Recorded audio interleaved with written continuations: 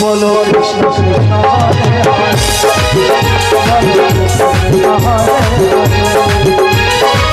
मधुमा खाए ना हरे कृष्ण हरे राम, मधुमा खाए ना हरे कृष्ण हरे राम। गावे ना भक्ति करे, गावे ना भक्ति करे। हरि बोल।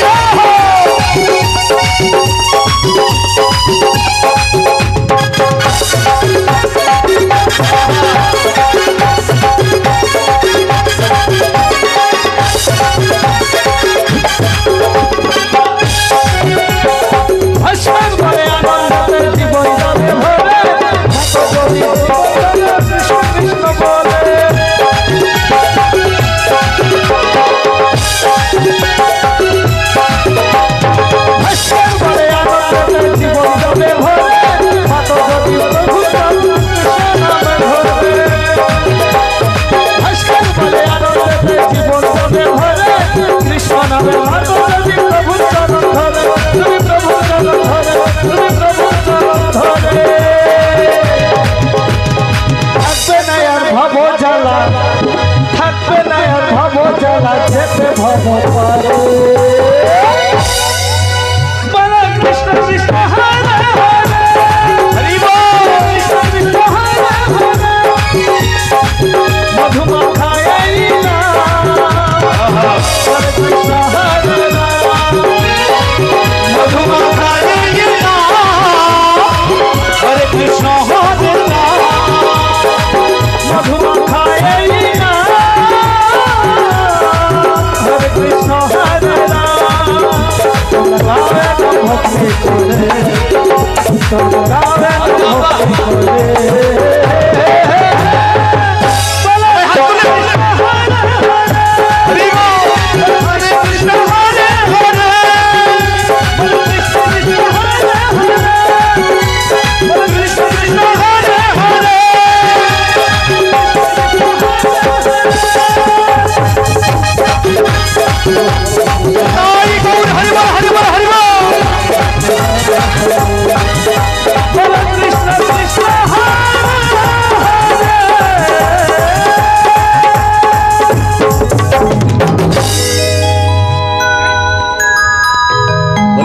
पावन अमर गौर सुंदर की जय हो नदिया बिहारी अमर गौर सुंदर की जय हो हमारा সবাই আজকে যে বিশেষ আমরা ভাগবত শ্রবণ করতে এসেছি দেখেন ভাগবত মানে চারটি শব্দ ভ আর গ আর ব তো চারটি শব্দ অনেক জায়গায় পাঠে আপনারা শুনে থাকেন যে ভ মানে ভতে ভক্তি আর গতে হলো জ্ঞান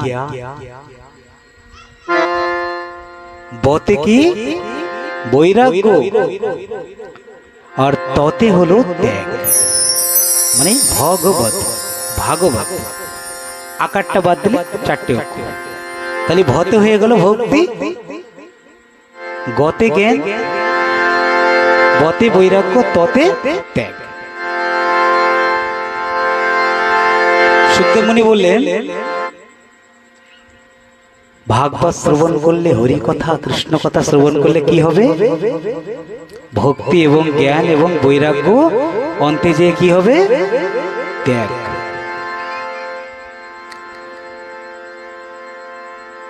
বলছে ভক্তি ভক্তির দুটো নয়ন হলো জ্ঞান আর বৈরাগ্য জ্ঞান আর বৈরাগ্য ভক্তির দুটি চক্ষু অনেকে আমরা জীবনে আমাদের ভক্তি টেকে না কেন টেকে না মানে আজকে আমরা কালী মায়ের সাধনা করলাম কালকে যে আমাদের মুড চেঞ্জ হয়ে গেল কি আরে ভোলেনাথের তো খুব সুন্দর জলবা তো ভোলেনাথের ভক্ত হয়ে গেল তারপর দিন আবার রামের তারপর দিন কৃষ্ণ এরকম নয় এরকম কখন হয় যখন জ্ঞান আর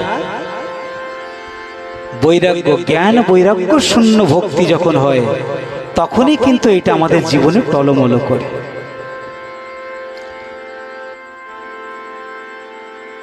তার জন্য আগে হরি কথা কৃষ্ণ কথা শুনতে হবে প্রাকৃতিক পড়াশোনা করারও যোগ্যতা দরকার আছে প্রাকৃতিক পড়াশোনা আগে দরকার আছে তার ভিতর দিয়ে কিঞ্চিত কিঞ্চিত জ্ঞান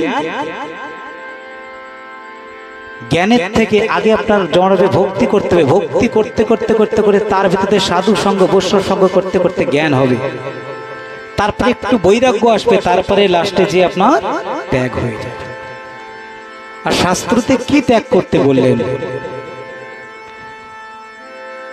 ত্যাগ মানে কি আমাদের জীবনের সংসার পরিবার সবকিছু ত্যাগ করা ত্যাগ করে সন্ন্যাসী হওয়া বাস্তবিক এটা ত্যাগ নয় মহাপুরুষদের কথা আমি যেটা বলছি মন গড়িত কথা না মহাপুরুষদের কথা কারণ অনেকে আছে ভাগ ভাগ করে খুব ভালো কথা সুন্দর কিন্তু আমার মনে হয় যেহেতু দীর্ঘদিন বৃন্দাবনে বাস করা, ওখানে পড়াশোনা অধ্যয়ন সবকিছু, তা আমার মনে হয় যে ভাগবত কথায় শাস্ত্র সম্মত কথা বললে আমার মনে হয় সেটাই হলো উত্তম। উদাহরণ দিতে হবে, বোঝানোর জন্য উদাহরণ দরকার আছে, কিন্তু শাস্ত্র বিহিত আমি এই যাবতীয় পরিবেশের কথা বললাম, বাস্তবিক ভাগবতে নয়। আমাদের এই বাবারাই যে বসে আছেন, এনারা বৃন্দাবনে দীর্ঘদিন গেছেন, এনারা জানেন যে বৃন্দাবনের কোন বক্তা, এখানকার বক্তা ঠিকই আছে, ভগবানের নাম ঠিক আছে, গুণাগুণ ঠিক আছে, ভাগবত কথা ঠিক আছে, কিন্তু বাহ্যিক কথা বেশি অ্যাকচুয়ালি নয়। আমার শাস্ত্রসম্মত কথা বলতে, না হলে কালকে তো উনি আমাকে বলে দেবে ওই কথাটা কি করে বললেন। তার জন্য অধ্যয়নের দরকার আছে। ভাগবত অধ্যয়ন করো, চৈতন্য চরিতামৃত অধ্যয়ন করো, ভাগবত চৈতন্য ভাগবত অধ্যয়ন করো, রামায়ণ অধ্যয়ন করতে পারত, তবে যে সে ব্যাসাসনে বসার যোগ্য হয় আমার মনে হয়। না হলে কিছু কাহানির মতন, গল্পের মতন শিখে নিলাম, ভাগবত করে দিলাম না। আগে আচরণশীল হতে হবে নিজের জীবনে। আমি আচরণ করি না, আমি তিলক করি না, আপনাকে বলেন আপনি তিলক করবেন? তার জন্য জীবনে আচরণশীল আনতে হবে আমাদের আগে, যতটুকু পারা যায়। তার জন্য সৎ ব্যক্তির সঙ্গ করতে হবে। সৎ ব্যক্তি একটু আগে বললাম যে সৎ ব্যক্তি মানে কি? বৈষ্ণব।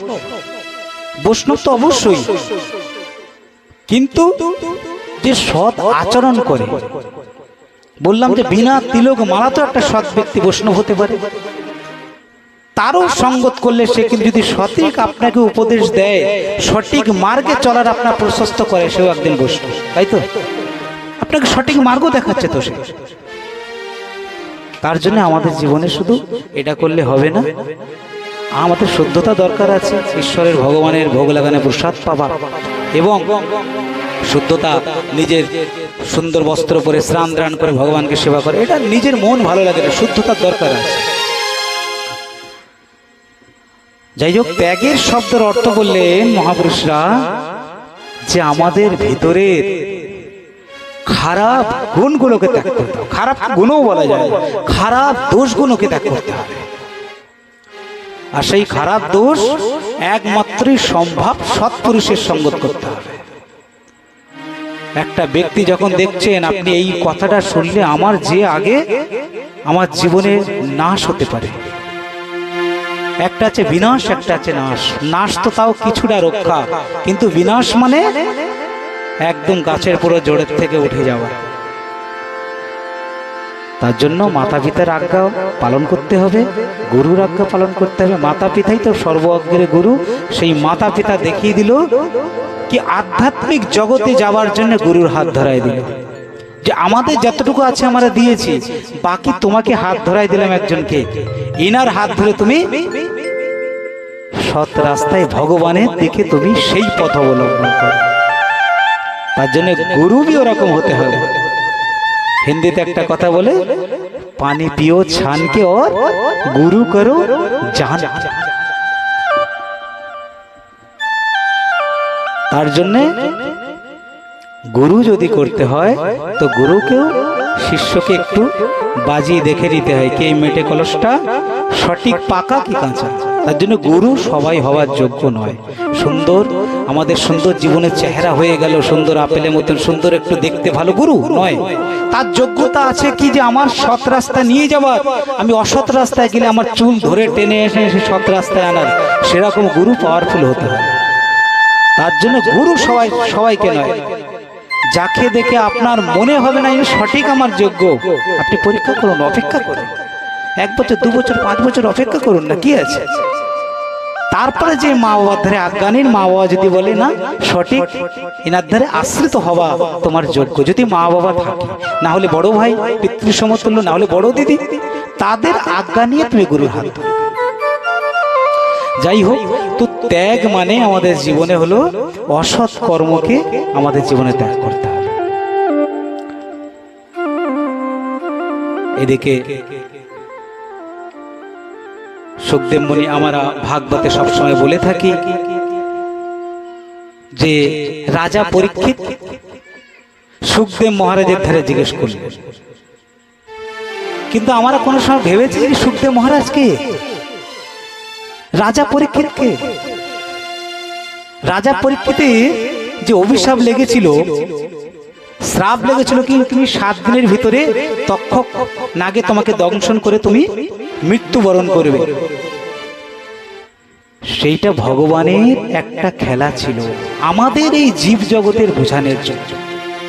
পরীক্ষিতকে, এই যে আপনারা বসে আছেন আপনারই পরীক্ষিত। আর বলা হয়েছে ব্যাস, ব্যাসদেব তো যে ব্যাস আসনে যে পাঠ করেন তাকে বলেছেন ব্যাস বিষ্ণুর উপায়। ঠিক আছে, বিষ্ণুর স্বরূপ ভাবে তাকে জ্ঞান করতে হবে, কিন্তু বক্তাও কিন্তু পরীক্ষিত ভাবে আপনাদের জ্ঞান করবে। পরীক্ষিত যেমন শ্রবণ করেছিলেন, আপনারা তো শ্রবণ করছেন, তার জন্য পরীক্ষিত স্বরূপ বলা হয়েছে। জিনিসটা বুঝতে হবে, পরীক্ষিত স্বরূপ বলা হয়েছে বক্তা, শ্রোতা এবং সুখদেবজির স্বরূপ বলা হয়েছে। যত সময় ব্যাস আসনে আছি অত সময় বক্তা, তবেই যে কথায় আনন্দ হয়। এই যে বাবারা দেখেন, এরা তো দীর্ঘ অনেক কিছু জানেন, বৃন্দাবনে যান করে, আমি ওখানে থাকতে পারি, আমার থেকে হয়তো আরো বেশি কিছু জানেন, কিন্তু কত সুন্দর মন দিয়ে শুনছেন, এনাদেরই তো সন্তান। আমি যা অধ্যয়ন করছি, যা গুরুর ধারে পেয়েছি আপনাদের ধারে দিচ্ছি। যাই হোক, সুখদেব মুনি, সুখ শব্দের অর্থ অ্যাকচুয়ালি কি? সুখ শব্দের অর্থ হলো সুখ পাখি। সুখ পাখি মানে তোতা। এই যে আমার পাশে আছে সুখ পাখি। আর এরম নিয়ম আছে যে ভাগবত আসরে সুখদেব মহারাজকে রাখতে হয়। সুখ পাখির স্বরূপ সুখদেব মহারাজকে বলা হয়েছে। সুখদেব মহারাজ রাধারানীর অত্যন্ত প্রিয় পাখি ছিল। রাধারানীর অত্যন্ত প্রিয় পাখি ছিল। যখন ভগবান শ্রীকৃষ্ণ দ্বাপারের অন্তলীলাতে যখন উনি লীলা সমাপন করে উনি বৈকুণ্ঠ ধামে চলে গেলেন,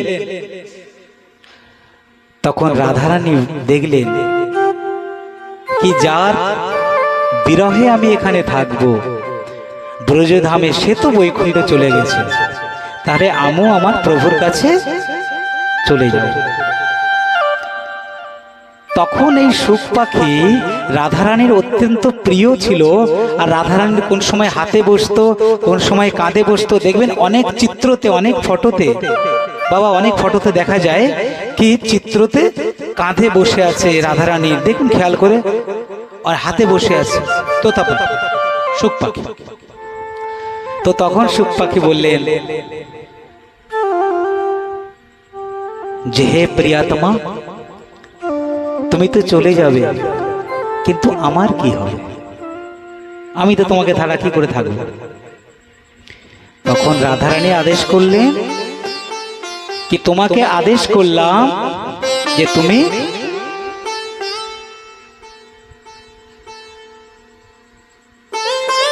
কৈলাসে ভোলানাথের ওখানে যে তুমি কৈলাস পর্বতে ওখানে তুমি নিবাস করো।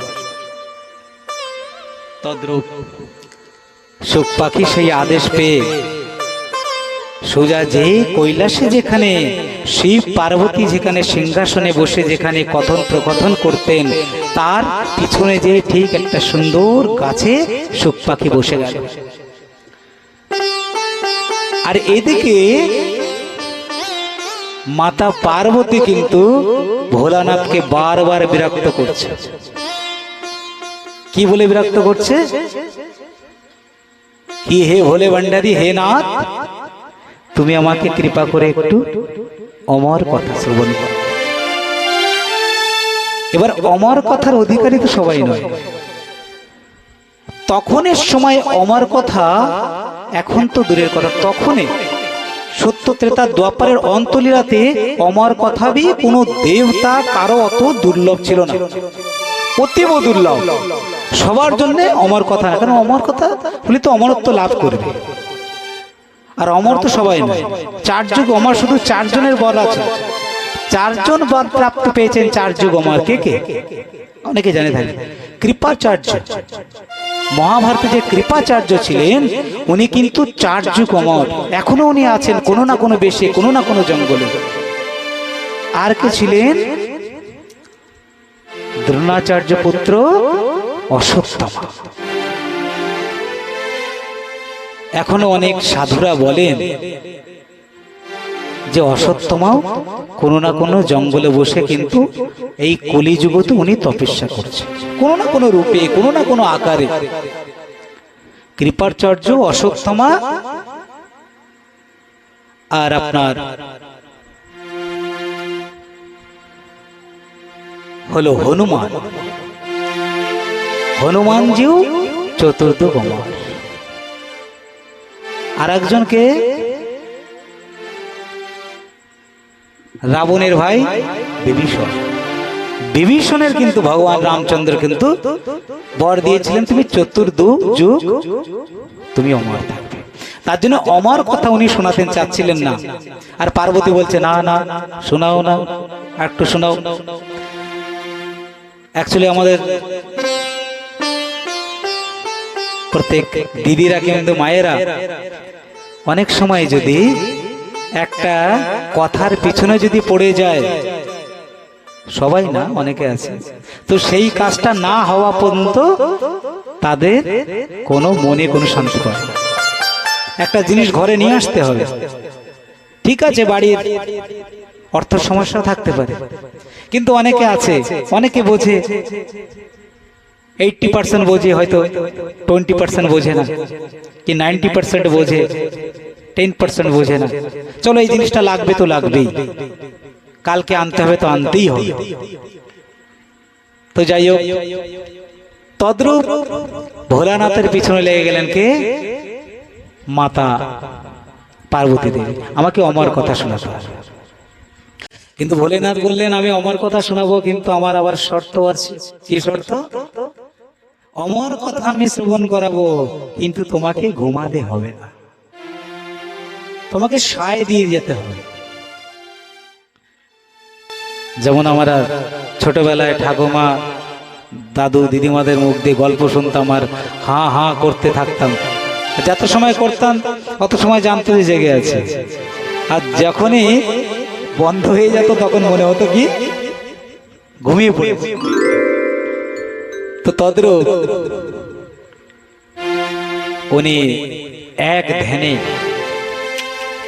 এক মনে অমর কথা শুরু করলেন, পার্বতীকে শ্রবণ করাতে লাগলেন। পার্বতী তো বলেছে আমি ঘুমাবো না, কিন্তু সায় দিতে থাকলো।